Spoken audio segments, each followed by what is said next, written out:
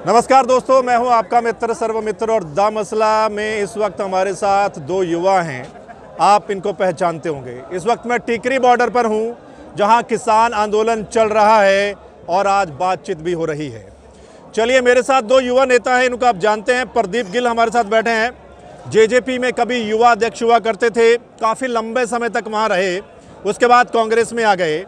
जस्सी पेटवाड़ हमारे साथ हैं, ये भी इनेलो के युवा के अध्यक्ष हुआ करते थे, इनेलो छोड़कर ये भी कांग्रेस में आ गए। इनके साथ बातचीत करते हैं क्योंकि ये यहाँ पर पहुँचे हुए हैं आंदोलन में। गिल साहब जी, आप आ गए जी, जस्सी आ गया जी। भूपेंद्र सिंह हुड्डा कहाँ हैं? दीपेंद्र हुड्डा कहाँ हैं? कुलदीप बिश्नोई, कुमारी सैलजा, रणदीप सुरजेवाला कहाँ हैं? देखिए, दीपेंद्र हुड्डा राज्यसभा सांसद किसानों के बीच में आए भी हैं और आपने उनकी वीडियोस भी देखी होंगी, हर चीज़ देखी होगी। और उन्होंने आश्वासन भी दिया और राज्यसभा से लेकर के विधानसभा में भूपेंद्र हुड्डा जी इस बात को आवाज़ उठाते रहे हैं कि भाई किसान को एमएसपी मिलना चाहिए। एक लाइन लिखने में क्या हर्ज है।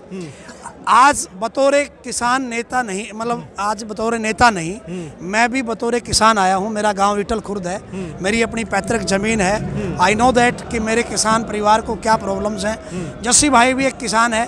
हम इस चीज़ को ये रंग नहीं देना चाहते कि ये एक कांग्रेस करवा रही है। पहले ही लोग कह रहे हैं कि कांग्रेस करवा रही है, विपक्ष करवा रहा है, किसान नहीं चाह रहा है।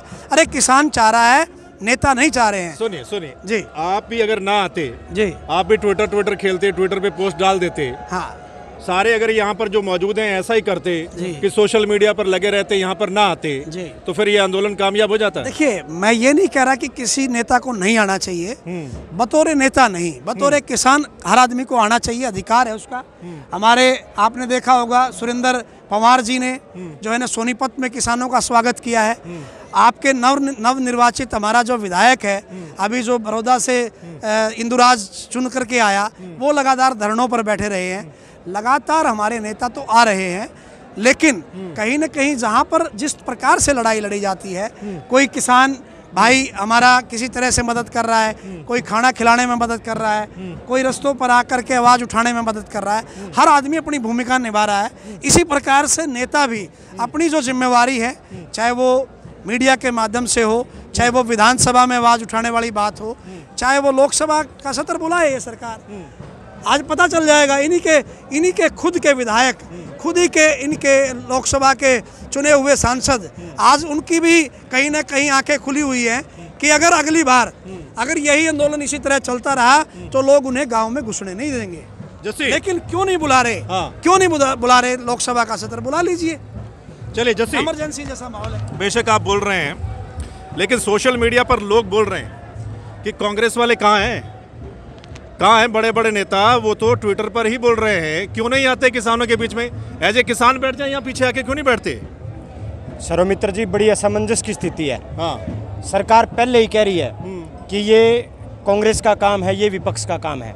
बड़ी हैरानी की बात है, कल हरियाणा के कृषि मंत्री ने तो एक ऐसा बयान दे दिया, मैं कहूँगा कि ऐसे व्यक्ति को इस पद पे होने का भी कोई अधिकार नहीं है। कृषि मंत्री ने बयान दिया कि ये जो आंदोलन है किसानों का, ये चाइना और पाकिस्तान से संचालित हो रहा है। दूसरी बात मैं कहूँ, पहले ही भूपेंद्र सिंह हुड्डा जी के ऊपर आरोप लग रहे हैं कि भूपेंद्र सिंह हुड्डा ने किसानों को बरगलाया है, हरियाणा के किसान इसलिए आंदोलन में आ रहे हैं। दीपेंद्र हुड्डा जी 30 तारीख को इसी धरने पे मौजूद पंजाब और हरियाणा के किसानों से मिलके गए हैं। चौधरी भूपेंद्र सिंह हुड्डा एक नैतिक जिम्मेदारी के कारण यहाँ नहीं आ रहे कि भाई कहीं ना कहीं लोग ये ना कहने लग जाएं, सरकार पहले ही कह रही है कि ये तो आंदोलन चौधरी भूपेंद्र सिंह हुड्डा का है। लेकिन सुनो, अब तो अमित शाह ने भी बोल दिया, इनके नेता भी बोल रहे हैं कि भाई ये कोई स्पॉन्सर्ड नहीं है, कोई विपक्ष वालों ने नहीं बहका रखा है, अब तो आ जाना चाहिए।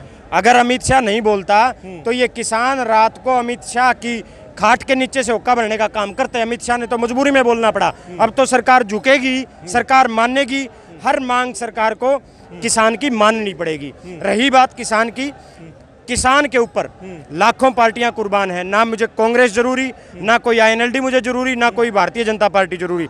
किसान के बेटे हैं, खेती करते हैं। मैं 10 एकड़ में धान लगाता हूँ, ठीक है, 10 एकड़ में फिर गेहूं की बुआई हम करके आए हैं। हम किसान हैं, और जो हिंदुस्तान में आज किसान है वो दिल्ली है। जो किसान नहीं, वो बात ठीक है कि आप कहते हैं कि आप किसान पहले, पार्टियां बाद में। बिल्कुल, बड़े नेताओं के लिए क्यों नहीं इम्पोर्टेंट है? मैं बात कर रहा था थोड़ी देर पहले बलराज कुंडू से कि वो दिखाई दे रहा, बाकी 90 एमएलए कहाँ हैं? आपके इक्का दुक्का दिखे हैं मुझे, शायद फ़ोटो के लिए आए होंगे वो, ठीक है, कुछ लोग फ़ोटो के लिए भी आते हैं, तो बाकी कहाँ हैं? देखिए, सोशल मीडिया का ज़माना है सर्वमित्र जी, आप इस बात को जानते हैं। अगर हम यहाँ आगे हमारे जो विधायक हैं, अब जैसे प्रदीप गिल जी ने बताया, सुरेंद्र पवार जी ने उस साइड से आने वाले लोगों का स्वागत किया, कांग्रेस के विधायक हैं वो सोनीपत से, इंदुराज नरवाल जिसको अभी किसानों ने इंदुराज नरवाल को जीत दिलाई, विधानसभा भेजने का काम किया, वो लगातार सिंघू बॉर्डर के ऊपर बैठा है। दूसरी बात है, चाहे बलराज कुंडू जी आए हैं, दूसरे विधायक भी आए, हम स्वागत करते हैं, चाहे बलराज कुंडू आए चाहे दूसरे आए। खुशी की बात है कि किसानों के इस आंदोलन में सब के सब आकर किसान का साथ देने का काम कर रहे हैं। हम प्रदीप गिल साहब, एक आखिरी सवाल है, मैं लोगों से भी बात कर रहा था और कुछ लोगों से, और वो बोले कि जो नेता अब किसानों का साथ नहीं देगा उसका हुक्का पानी बंद है, उसको गांव में भी नहीं बढ़ने देंगे, वोट तो बड़ी दूर की बात है। तो ये चीज़ जो है, ये नेता लोग समझेंगे कि नहीं समझेंगे? देखिए, समझनी पड़ेगी और समझनी पड़ेगी इस लेवल पर भी।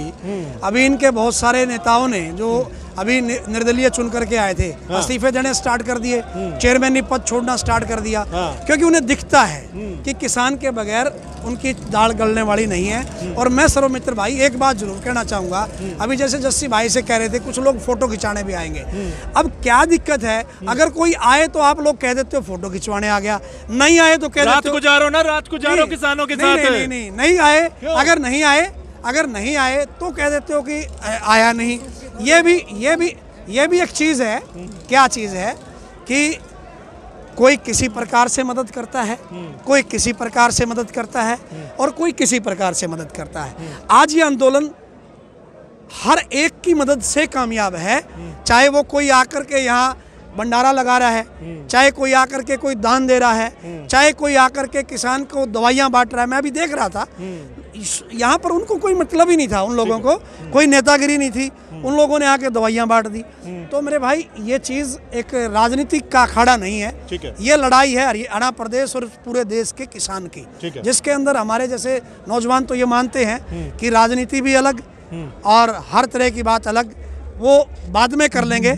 आज जो है लड़ाई वो किसान की। हाँ, जैसे कुछ कहना चाहते हैं? मैं आपके चैनल के माध्यम से एक मेरे जो साथी हैं जो इस किसान आंदोलन को गलत ठहरे, उनको एक जवाब देना चाहता हूँ। एक जंगल में एक बार आग लगी, तो पेड़ जल रहा था, तो एक चिड़िया समुद्र से चोंच भर के पानी उस पेड़ के ऊपर डाल रही थी, ठीक है।